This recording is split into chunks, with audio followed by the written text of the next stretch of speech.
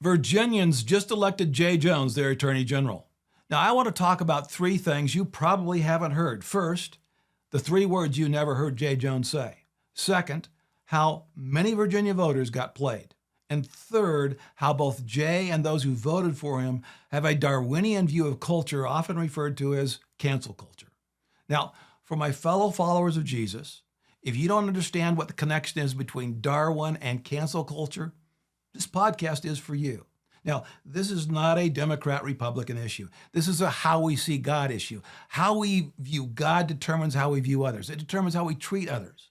It determines what we say and how we say it. It determines what we believe, and yes, it even determines how we vote. This is Brad Bright. Welcome to the God is Issue podcast, where I show how God is the issue in every issue. Why? Because we can trace all our human problems to our view of God. Now, if you find this podcast helpful, please remember to like and subscribe. And when subscribing, don't forget to click on the bell so you'll be notified whenever I post a new podcast. Now, you've probably heard some of the vile things Jay Jones texted and said about Todd Gilbert, the Virginia Speaker of the House. Now, imagine if you or I had said such things. For instance, imagine that I was running for Congress and texted you, "If former Speaker of the House so-and-so dies before me, I'm going to go to her funeral and piss on her grave." Would you still vote for me? Now, sorry about being vulgar, but that was the exact word Jay Jones used. Jones also texted about putting 2 bullets in Gilbert's head and killing his kids. By the way, when you read Carrie Coyner's response to Jones's text, it seems like this is not the first time Jones had made such comments to Coyner. In the text chain, she responded, "It really bothers me when you talk about hurting people or wishing death on them."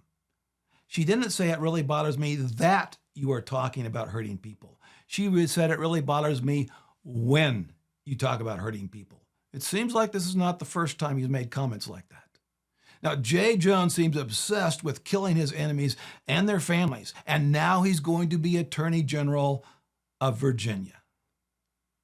I certainly hope you would never vote for me if I made threats like that about a fellow legislator and his children, especially if you call yourself a follower of Jesus. But if you did, it would tell me everything I need to know about you and how you see God. It's like if I said, Da Vinci's Mona Lisa painting is absolute rubbish. Would that change your opinion of the Mona Lisa? Or would it change your opinion of me? Now, some of you will say, but Jay Jones apologized. Yes, he did. But why did he apologize? In all of his apologies, do you know the 3 words I never heard? I was wrong. If he believed he was wrong, he would have said so. He said, "I am deeply, deeply sorry for what I said, and I wish that I hadn't. And I would take it back if I could." Now, the question is, was he deeply, deeply sorry because he was wrong or because he got caught? Did he wish he could take back his words because he was wrong or because he got caught? He made other similar apologies as well, but I never once heard him say the 3 words, "I was wrong." In politics, what a person does not say is often more important than what they do say. If you don't listen for what they don't say, they'll fool you just about every time. When seasoned politicians speak, listen carefully. It's like if I sneak 2 cookies from the cookie jar and then later my wife asks me, "Did you eat a cookie?" I could respond, "Absolutely not." Why? Because I didn't eat a cookie. I ate 2 cookies. You see the problem, don't you? Depending upon how you interpret the word "a," it may be a little deceptive, but it's not an outright lie. I mean, we all remember Bill Clinton's famous, inscrutable line, "It depends upon what the meaning of is." That's how many skilled politicians think. They nuance their words. It's not that they necessarily have a problem with lying to you. It's that they know that you have a problem with them lying to you. Now, when a politician apologizes but never once says the 3 words, "I was wrong," well, that critical omission tells you everything you need to know about their apology. I'm not trying to make you jaded. I'm just trying to help you be a little shrewder today than you were yesterday. Now, please understand, most politicians would rather pragmatically parse their words than tell you an outright lie.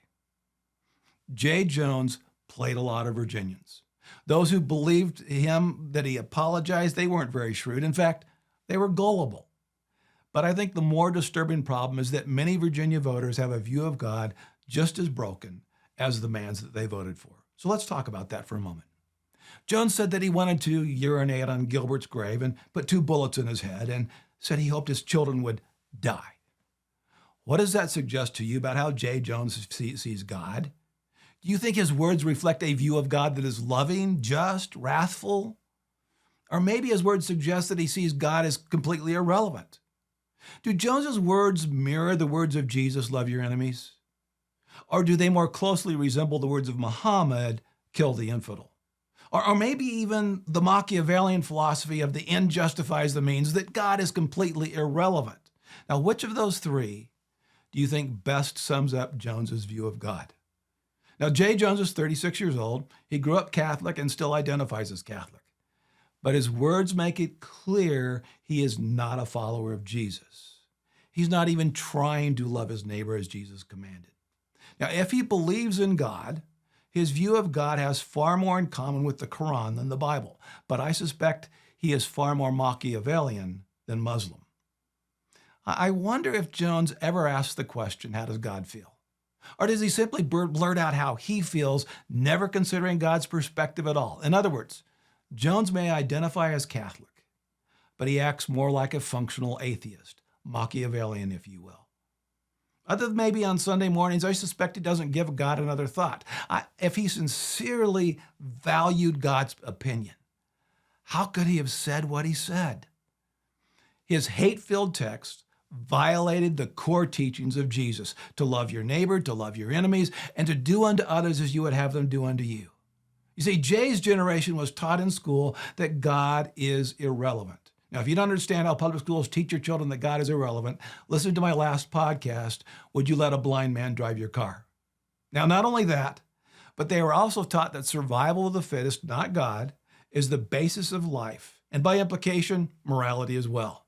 They weren't overtly taught that survival of the fittest is the basis of morality, but by default, it was the only thing left standing once God became irrelevant. Now, if survival of the fittest is the underlying assumption of morality, then cancel culture is its petulant child. If survival of the fittest is the basis of life, then my goal must be to survive and win at all costs, even at the cost of your welfare and even your children's. The world becomes a dog-eat-dog struggle where only the strongest individuals and tribes survive. Everyone else is a necessary casualty. We become a culture where God has been sidelined, and where one group survives by trampling over all the other groups who get in their way. Cancel culture is simply the cultural embodiment of survival of the fittest. Cancel culture is the godless culture of Charles Darwin and Karl Marx.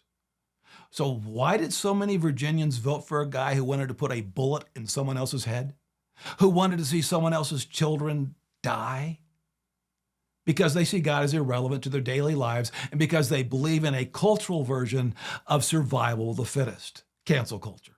Folks, the only solution is to help our neighbors understand who God really is and how God is relevant to their daily lives. If we don't do that, then cancel culture will eventually metastasize into widespread, bloody conflict. So this week, have a God conversation with a neighbor or a coworker about how God is relevant to your life and theirs. The best way to start that conversation is by asking questions and then to tell your personal God story.